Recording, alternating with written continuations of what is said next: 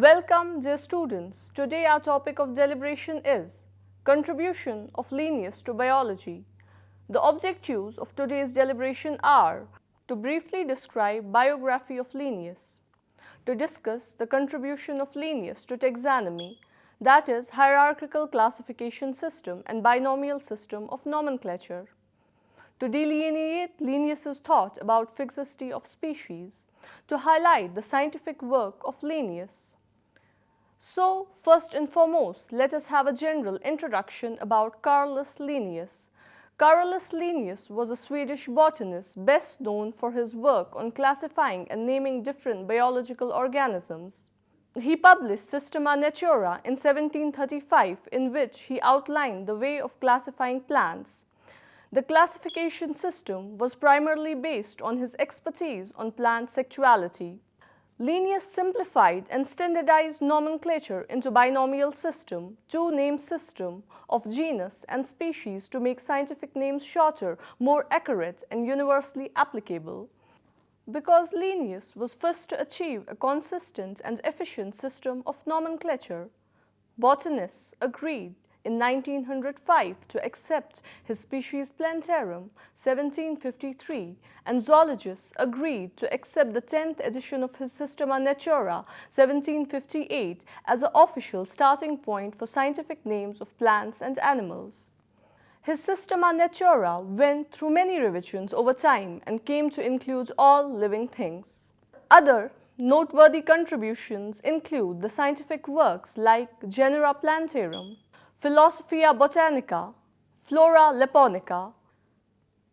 Although the classification systems used today are primarily based on phylogenetic systematics and genomics, the preliminary work done by Linnaeus still holds significance.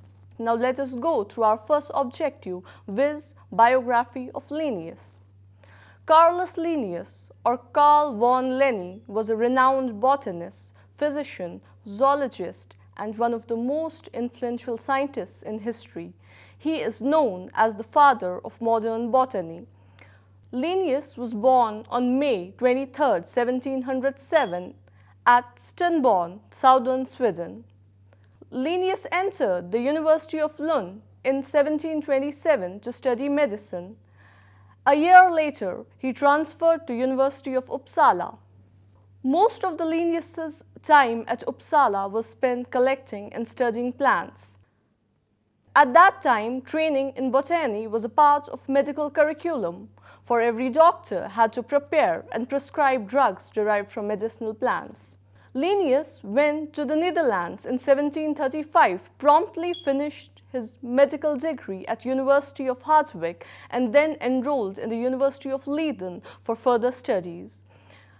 That same year, he published the first edition of his classification of living things, the Systema Naturae. Returning to Sweden in 1738, he practiced medicine and lectured in Stockholm before being awarded professorship at Uppsala in 1741. At Uppsala, he restored university's botanical garden. Linnaeus continued to revise his Systema Naturae, which grew from a slim pamphlet to a multi-volume work. As his concepts were modified and as more and more plants and animal specimens were sent to him from every corner of the globe. In 1758, he brought the manor estate of Hamri outside Uppsala, where he built a small museum for his extensive personal collections. In 1761, he was granted nobility and became Carl von Linné. His later years were marked by increasing depression and pessimism. Lingering on for several years after suffering what was probably a series of mild strokes, in 1774 he died in 1778. Now, let's briefly discuss about his scientific outlook. Linnaeus loved nature deeply and always retained a sense of wonder at the world of living things. As he wrote in the preface of late edition of Systema Naturae, the earth's creation is a glory of God, as seen from the works of nature by man alone. The study of nature would reveal the divine order of God's creation, and it was naturalist's task to construct a natural classification that would reveal this order in the universe. Much of what we do today has its foundation on what Linnaeus organized more than 280 years ago. Dear students, with this, we have reached our second objective, that is, contribution of Linnaeus to taxonomy. Carolus Linnaeus is often known as father of taxonomy. His system of naming, ranking, and classifying organisms is still in wide use today. His ideas on classification have influenced generations of biologists. Two most important contributions of Linnaeus to taxonomy were hierarchical classification system, binomial system of nomenclature. Let's first discuss about hierarchical classification system. Linnaeus presented a hierarchical classification or taxonomy of three kingdoms of nature: stones, plants, and animals in Systema Natura, the system of nature. In this system, 5 hierarchical categories were used: variety, species, genus, order, and class. Classification of plants. The classification 1735-1753 of Swedish botanist Carl Linnaeus represents the most complete artificial system ever developed for all plants. The system of classification proposed by Linnaeus was based solely on presence, configuration, and number of sexual parts of a plant. A plant's class was determined by its stamens, male organs, and its order by its pistils, female organs, referred to as Systema Sexuale. Such a classification based on stamens and carpels resulted in the artificial grouping of unrelated taxa and separation of relatives. This sexual system, as Linnaeus called it, became extremely popular through certainly not only because of its practicality, but also because of its erotic connotations and allusions to contemporary gender relations. The system of Linnaeus was very simple in its application, recognized 24 classes.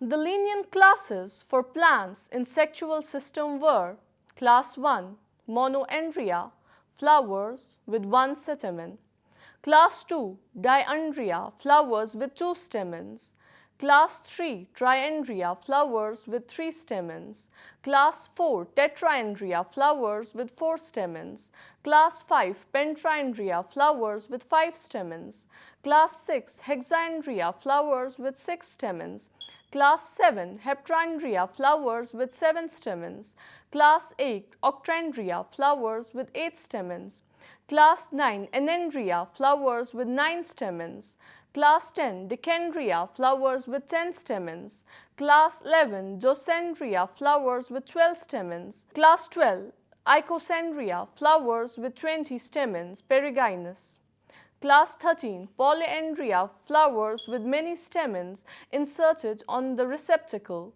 Class 14, Didymnia, flowers with 4 stamens, 2 long and 2 short; Class 15, Tetradynamia, flowers with 6 stamens, 4 long and 2 short; Class 16, Monoadelphia, flowers with the anthers separate but filaments united, at least at the base; Class 17, Diadelphia, flowers with the stamens united in 2 separate groups; Class 18, Polydelphia, flowers with stamens united in several separate groups; Class 19, Syngentia, flowers with 5 stamens, the anthers united at their edges; Class 20, Gynandria, flowers with the stamens united to the pistils; Class 21, Monoecia, monoecious plants; Class 22, Dioecia, dioecious plants; Class 23, Polygamia, polygamodioecious plants; Class 24, Cryptogamia, the flowerless plants, including ferns, fungi, algae, and bryophytes. As a result of its utility, as well as the interest generated by its sexual anecdotes. For example, Diandria was described as 2 husbands in the same marriage. The system became very popular and was accepted virtually worldwide. However, Linnaeus's plant taxonomy resulted in many groupings that seemed unnatural. For instance, Linnaeus's class Monoaceae, order Monoadelphia, included plants with separate male and female flowers on same plant, Monoaceae, and with multiple male organs jointed onto one common base, Monoadelphia. This order included conifers such as pines, firs, and cypresses, but also included a few true flowering plants such as castor bean. Plants without obvious sex organs were classified in the class Cryptogamia, or plants with a hidden marriage, which lumped together the algae, lichens, fungi, mosses, and other bryophytes and ferns. Linnaeus freely admitted that this produced an artificial classification, not a natural one, which would take into account all the similarities and differences between organisms. Linnaeus did aim at natural classification, and in the 6th edition of Genera Plantarum, 1764, he appended a list of 58 natural orders. It was, however, left to others to carry forward.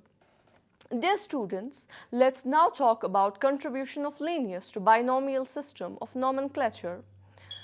Despite numerous new ideas and systems of classification produced from 16th to middle of the 18th century, names of the plants continued to be polynomial, that is, many descriptors, words following a generic name.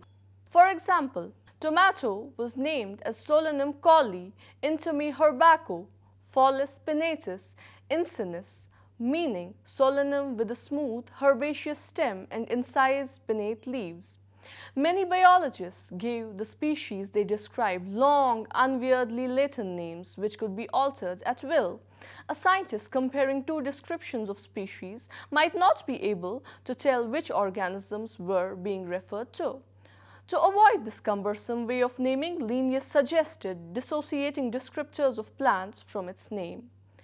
After experimenting with various alternatives, Linnaeus simplified naming immensely by designating one Latin name to indicate the genus and one as a shorthand name for the species.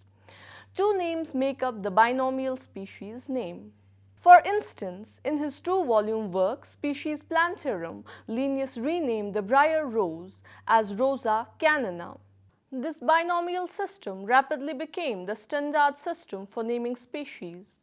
Zoological and most botanical taxonomic priority begin with Linnaeus. The oldest plant names accepted as valid today are those published in Species Plantarum in 1753, while the oldest animal names are those in the 10th edition of Systema Naturae. Although Linnaeus was not the first to use binomials, he was the first to use them consistently, and for this reason, Latin names that naturalists used before Linnaeus are not usually considered valid under the rules of nomenclature. Latin was important language of the time of Linnaeus and continues to be the critical language for international communication. Linnaeus's binomial names introduced an important new idea, namely that the function of name could simply be to give species a unique label. Let's now discuss in detail our third objective, that is, to delineate Linnaeus's thought about fixity of species. Initially, Linnaeus believed that species was not only real but unchangeable, as he wrote, "Unitas in omni specie originem jocet." The invariability of species is the condition for order. But Linnaeus observed how different species of plants might hybridize to create forms which looked like new species. He abandoned the concept that species were fixed and invariable and suggested that some, perhaps most of the species in the genus might have arisen after the creation of world through hybridization. Towards the end of his life, Linnaeus investigated what he thought were cases of crosses between genera and suggested that perhaps new genera might also arise through hybridization. and it's true that hybridization has produced new species of plants and in some cases of animals. Yet, to Linnaeus, the process of generating new species was not open-ended and unlimited. Whatever new species have arisen from prima specia, the original species in the Garden of Eden, were still a part of God's plan for creation, for they had always potentially been present. Linnaeus noticed the struggle for survival he once called nature a butcher's block and a war of all against all. However, he considered struggle and competition necessary to maintain the balance of nature, part of divine order. The concept of open-ended evolution, not necessarily governed by the divine plan and with no predetermined goal, ever occurred to Linnaeus. The idea would have shocked him. Nevertheless, Linnaeus' hierarchical classification and binomial nomenclature, much modified, have remained standard for over 200 years. His writings have been studied by every generation of naturalists, including Aramis Darwin and Charles Darwin. The search for natural system of classification is still going on, except that what systematics try to discover and use as the basis of classification is now evolutionary relationship of taxa. Now let us deliberate about our last objective, scientific works by Linnaeus. Number 1, Systema Naturae, the system of nature. In the year 1735, when Linnaeus lived in Netherlands, he published a book named Systema Naturae. In this book, he presented a new classification for 3 kingdoms in nature, the animal kingdom, the plant kingdom, and the kingdom of stones, namely regnum animale, regnum vegetabile, and regnum lepidum. The classification was based on 5 levels: kingdom, class, order, genus, and species. While species and genus was seen as God-given or natural, the 3 higher levels were seen by Linnaeus as constructs. The book attracted much attention among the scientists of the time because of its important changes in classification, especially the classification of plant kingdom was new to the world. It followed Linnaeus's new sexual system where species with the same number of stamens were referred to as same group. Also, the animals were subjected to new classification. For instance, humans were for the first time placed together with monkeys. The first edition of Systema Naturae had only 11 pages. Linnaeus later published new editions, each time with new plant and animal species. An important step was when, in 1758, in the 10th edition, he moved the whales from fishes to mammals. The full title of the 10th edition, which was the most important one, was Systema Naturae per regna trinatura secundum classes ordinis genera species cum characteribus differentis synonymous locusis, or translated as systems of nature through the 3 kingdoms of nature according to class, order, genera, and species with characters, differences, synonyms, places. The 10th edition of the book, 1758, is considered the starting point of International Code of Zoological Nomenclature. Along with the first edition of Species Plantarum for plants, the 10th edition of Systema Naturae are considered as foundation stones of binomial nomenclature. The 13th edition was published in 1770 and comprised 3,000 pages. During the work, Linnaeus changed his classification. Today, there is nothing corresponding to Systema Naturae. The number of species has become too large to be assembled in one book. Number 2 is the Species Plantarum, the species of plants. Species Plantarum 1753 is a 2-volume work by Linnaeus in which he established a precise and a workable 2-word or binomial system for naming plants. The system forms the basis of modern plant taxonomy. In this masterwork, Linnaeus described 6,000 species of plants and supplemented each with a generic name, a polynomial descriptive phrase, or a phrase name commencing with generic name and up to 12 words intended to serve as description of the species, a trivial name of specific epithet on the margin, synonyms with reference to important earlier literature and habitats and countries. Species Plantarum was the first work that consistently applied a referable system of nomenclature. It was vast improvement over the cumbersome polynomial descriptions generally used before its publication. The first edition of Species Plantarum has been internationally accepted as the starting point in the nomenclature of flowering plants and ferns. Let's now discuss about Genera Plantarum. The first edition of Genera Plantarum was issued in Leiden 1737. It contains brief description of 935 plant genera that were known to Linnaeus at that time. Genera Plantarum employed his sexual system of classification in which plants are grouped according to number of stamens and pistils in a flower. Genera Plantarum was revised several times by Linnaeus, the fifth edition being published in August 1754 and linked to the first edition of Species Plantarum. Over the 16 years that passed between the publication of first and the fifth editions, the number of genera listed had increased from 935 to 1105. Linnaeus established the system of binomial nomenclature through the widespread acceptance of his plants in 1735 edition of Species Plantarum, which is now taken as a starting point for all botanical nomenclature.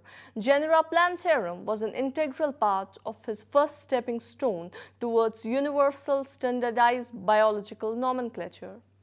Now the Philosophia Botanica, botanical philosophy. Philosophia Botanica is the first textbook of descriptive systematic botany and botanical Latin. It also contains Linnaeus's first published description of his binomial nomenclature. Philosophia Botanica represents a maturing of Linnaeus's thinking on botany and its theoretical foundations, being an elaboration of ideas first published in his Fundamenta Botanica and Critica Botanica and set out in a similar way as a series of stark and uncompromising principles. The book also established a basic botanical terminology. Let's now discuss about Flora Lapponica. Flora Lapponica, Amsterdam 1737, is an account of plants of Lapland written by Linnaeus following his expedition to Lapland. In Flora Lapponica, Linnaeus's ideas about nomenclature and classification were first used in a practical way, making this first proto-modern flora. The accounts covered 534 species, used the Linnaean classification system, and included, for the described species, geographical distribution and taxonomic notes. It was Augustin Pyramus de Candolle who attributed Linnaeus with Flora Lapponica as a first example in the botanical genre of floral writing. Botanical historian E. L. Greene described Flora Lapponica as the most classical and delightful of Linnaeus's writing. Next is the Bibliotheca Botanica, Bibliography of Botany. Bibliotheca Botanica was written and published in Amsterdam when Linnaeus was 28 and dedicated to the botanist Jonas. The preface, dated 8 August 1735, on pages 2 to 19, contain Linnaeus's extended account of botanical history in form of botanical analogy. In pages 2 to 3, Linnaeus lists previous bibliographies and then gives his account of botanical history, leading to a golden age lasting from 1683 to 1703. The preface mentions Bibliotheca Botanica was the first part of Plante's Bibliotheca Medica, which he did not produce. Hortus Californitus. Hortus Californitus is a collaborative work between Carolus Linnaeus and George Denosus Erhet, financed by George Clifford in 1735 to 1736. Some of the other books of Carl Linnaeus are Critica Botanica, Fundamenta Botanica, Nemesis Divina, Systems of Vegetables, Amoenitales Academica. Dear students, let's conclude here. Linnaeus was not big, not small, thin, brown-eyed, light, hasty, walked quickly, did everything promptly, could not stand lateness, was quickly moved, sensitive, worked continuously, could not spare himself. He enjoyed good food, drank good drinks, but was never inebriated by them. He cared a little for appearance, believed that the man should embellish the clothes, not vice versa. He was certainly not argumentative, so he never answered those who wrote against him and said, "If I am wrong, I'll not win, and if I am right, I'll be shown to be right as long as nature exists." The Lenny Herbarium at the Swedish Museum of Natural History preserves some of the Linnaeus's original plant specimens. The museum also has an excellent detailed biography of Linnaeus. You can also view Linnaeus's botanical garden and Linnaeus's manor home and garden at Hembury, courtesy of Uppsala University, Linnaeus's alma mater. Uppsala University also maintains Linnean Lenny, a rich source of information on Linnaeus and his times. Founded a few years later after Linnaeus's death, the Linnean Society of London is still going strong, and as an international society for the study of natural history, the society preserves the bulk of Linnaeus's surviving collections, manuscripts, and library.